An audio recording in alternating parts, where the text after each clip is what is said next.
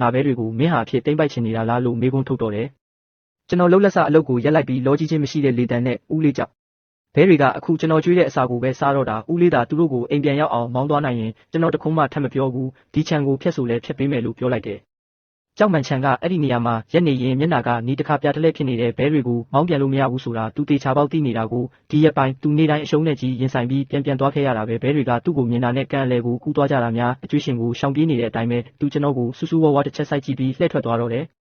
အခြေအနေကတပတ်နီးပါးလောက်တင်းမာနေပြီးနောက်ဆုံးမှာတော့ကြောက်မှန်ချန်ကျွန်တော်အိမ်တကားကိုလာခောက်ပါတော့တယ်သူကခြံဝင်းထဲမှာရက်နေပြီးမျက်နှာအမူအရာကအနေရခက်နေတယ်လို့လိုလားမှုမရှိတာတွေလည်းအထင်သာပေါ်နေတဲ့ရှမ်းရန်ငါစဉ်းစားကြည့်တာဒီဘဲတွေမင်းစီမှာနေရတာလဲအဆင်ပြေနေပုံပဲမင်းတကယ်မွေးချင်နေဆိုရင်လဲငါ့ကိုပတ်စံနည်းနည်းပေးမင်းကိုပဲရောင်းလိုက်တော့မယ်ကွာဦးလေးကြောက်ဘလောက်နဲ့ရောင်းချင်လို့လဲတကောင်ကိုရွှန်100-3000ကျော်ဆိုတော့စုစုပေါင်းရွှန်3သိန်းပေါ့ကျွန်တော်ခေါင်းရမ်းလိုက်ပြီးဈေးကွက်ထဲကဘဲတွေတောင်တကောင်မှရွှန်80-80ပဲရှိတာခမားဘဲတွေကအဟောင်းတွေလေးတကောင်ရွှန်30နှုန်းနဲ့8000ပဲ8000ပြက်ပဲလို့ပြောလိုက်တယ်ကြောက်မှန်ချန်မျက်နှာကြီးမဲမောင်သွားပြီးမင်းကလည်းအရန်နှိမ့်ဆက်လုံးပါတယ်ကွာဒါဆိုလဲထားလိုက်ပါတော့ဘဲတွေမင်းကန်နဲ့ရှိနေတာလဲငါမရှုံးပါဘူးမြေစွာပေးတယ်မြေဩဇာချပေးတယ်ဆိုတော့တော်တော်လေးကောင်းပါတယ်လို့ပြောတယ်ကြောက်မှန်ချန်ကတွားကြိုက်ပြီးအတော်ကြာအောင်ရက်နေပြီးနောက်ဆုံးမှာခြေဆောင်ကကောင်းပြီလေ8000ဆိုလဲ8000ပေါ်လို့သဘောတူလိုက်ရတယ်အဲ့ဒီနေ့မှာပဲကျွန်တော်ဗန်သွားပြီးငွေ8000ထုတ်လာကတက်ရက်လေးလမ်းပေးလိုက်တဲ့ကြောက်မှန်ချန်ကတစ်ခေါက်ရေတွက်ကြည့်ပြီးကျွန်တော်ကိုစူးစူးဝါးဝါတစ်ချက်ကြည့်ကလှည့်ထွက်သွားတယ်သူ့ကြောပြင်ကနေတော့မချင်မရဖြစ်နေတာကိုမြင်နေရတယ်သူ့ကြောပြင်ကိုကြည့်ရင်ကျွန်တော်စရင်စာအုပ်ကိုဖွင့်ကစာမျက်နှာတစ်မှာပဲအကောင့်3000ဝယ်ယူခြင်းကုန်ကျစရိတ်ရွှန်8000လို့ရေးမှတ်လိုက်တယ်အဲ့ဒီအောက်မှာကြာဆွဲကန်ဆုံးရှုံးမှုခံမှန်းခြေ8000ခန့်ပဲများဤကာလတန်ဖိုး2သိန်းခန့်အစားနဲ့အခြားကုန်ကျစရိတ်9000ခန့်စုစုပေါင်းဆုံးရှုံးမှု9000ခန့်လို့ထပ်ဖြည့်ရေးလိုက်တယ်ကျွန်တော်ဒီကနန်းတွေကိုခဏလောက်စိုက်ကြည့်နေပြီးနောက်စာအုပ်ကိုပိတ်လိုက်တယ်စရင်ရှင်းလို့မပြီးသေးဘူးအခုမှစိုက်ရုံပဲရှိသေးတယ်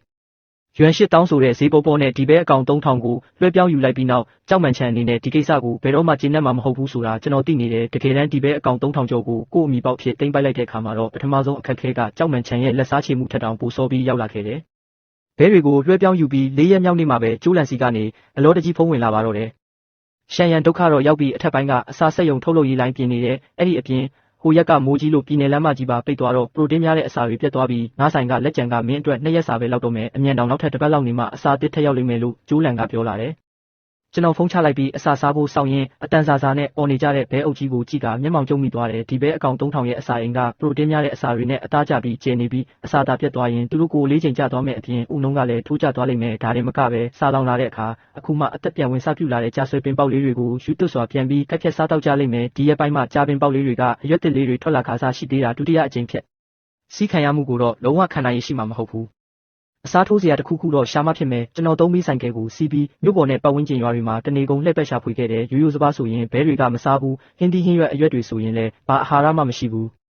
ဘေးရွာကအဖိုးချန်ရဲ့အရက်ချက်ယုံရှိကဖြတ်သွားတော့ပြင်းထန်တဲ့တဆေးဖက်အရက်ဖက်အချင်းနဲ့တင်းတင်းလေးထွက်လာတယ်ကျွန်တော်ခေါင်းထဲမှာအကြံတစ်ခုရုတ်တရက်လင်းလက်သွားပြီး break ကိုရုတ်တရက်အုပ်လိုက်တယ်အရက်ဖက်တွေမှာပရိုတင်းချမ်းတွေဗီတာမင်တွေနဲ့တဆေးမိုတွေကျွဲဝါစွာပါဝင်တာကြောင့်အလွန်ကောင်းမွန်တဲ့တဘာဝအစာကစောဖောက်ဆေးပဲဖြစ်တယ်ကျွန်တော်အထဲဝင်သွားပြီးအဖိုးချန်နဲ့ဈေးကြီးလိုက်တယ်သူကလည်းအလုတ်ယုံထဲမှာတောင်လိုပုံနေတဲ့အရက်ဖက်တွေကိုဘယ်လိုရှင်းရမလဲခေါင်းခဲနေတာဆိုတော့ကျွန်တော်ကသူ့စီကလက်ဆက်တဲ့အရက်ဖက်တွေအားလုံးကိုအလွန်တက်တာတဲ့ဈေးနဲ့အကုန်သိမ်းယူလိုက်တယ်အဲ့ဒီနောက်မြို့ပေါ်ကစီကျိတ်ဆက်ယုံကိုတွားပြီးမြေပဲစီကျိတ်ပြီးကြံတဲ့မြေပဲဖက်ပြီးတာ150ခန့်ကိုဈေးပေါ်နဲ့တင်လာခဲ့တဲ့ကံပေးကိုပြန်ရောက်တော့အဖိုးစွန်းနဲ့အန်တီဝန်တို့ကိုခေါ်ပြီးကစောဖောက်စာကိုကိုယ်တိုင်စတင်ဖော်ဆက်တော့တဲ့အရက်ဖက်ရဲ့မြေပဲဖက်ရဲ့ကံပေးကနေအများကြီးဆယ်ယူထားတဲ့ပေတာပင်အစအနာတွေရဲ့ကိုအချိုးစားကြတမအောင်ရောမွေလိုက်တယ်ပြီးတော့ပလတ်စတစ်စားနဲ့လုံအောင်အုပ်ပြီး24နာရီကြာကစောဖောက်ထားလိုက်တယ်နောက်နေ့ညနေဆောင်မှာပလတ်စတစ်စာကိုလှန်လိုက်တဲ့အခါမှာတော့ချိုအီအရက်နဲ့ကစောဖောက်ထားတဲ့အချင်းနဲ့ရောရှက်နေတဲ့ထူးခြားတဲ့အနက်တစ်မျိုးကပြက်နှက်ထွက်ပေါ်လာတဲ့ကြောက်မှန်ချန်တယောက်ကျွန်တော်အစာဝယ်မရဘူးဆိုတဲ့သတင်းကိုဘဲကကြားလာလဲမသိလက်နောက်ဖြစ်ပြီးကံပေါင်ဘက်ကိုလမ်းလျှောက်လာတယ်ပြီးတော့တစ်ဖက်ကန်းကနေခနဲ့တဲ့လေတံနဲ့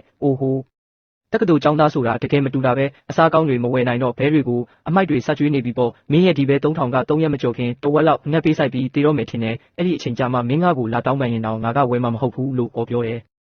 ကျွန်တော်သူ့ကိုအဖက်မလုပ်ချင်တာနဲ့ခေါ်ပြားကိုကင်ပြီးကစောဖောက်ထားတဲ့အစာတွေကိုရေတိမ်ပိုင်းစီပတ်သွင်းလိုက်တဲ့အံ့ဖွယ်တစ်ခုဖြစ်လာခဲ့တယ်ရိုးရိုးစာဆိုရင်အဖက်တောင်မလုပ်တဲ့ဘဲတွေဟာအရက်ဖက်ရဲ့ထူးခြားတဲ့ကစောနှံ့ကိုရသွားတာနဲ့ယူသွတ်သွားသလိုအလူရက်ကူးလာကြတော့တဲ့တဆေးမှုတွေနဲ့ဖြိုခွဲထားတဲ့ဒီအစာတွေကစာကြည့်လွယ်ယုံတာမကပါဝင်တဲ့အရက်ပြန်တဲ့အနှဲငယ်ကြောင့်ဘဲတွေစားပြီးသွားတဲ့အခါအနှဲငယ်မူးရီဖြစ်ပြီးစိမ့်ကျသွားတဲ့ခံစားချက်မျိုးရသွားစေတယ်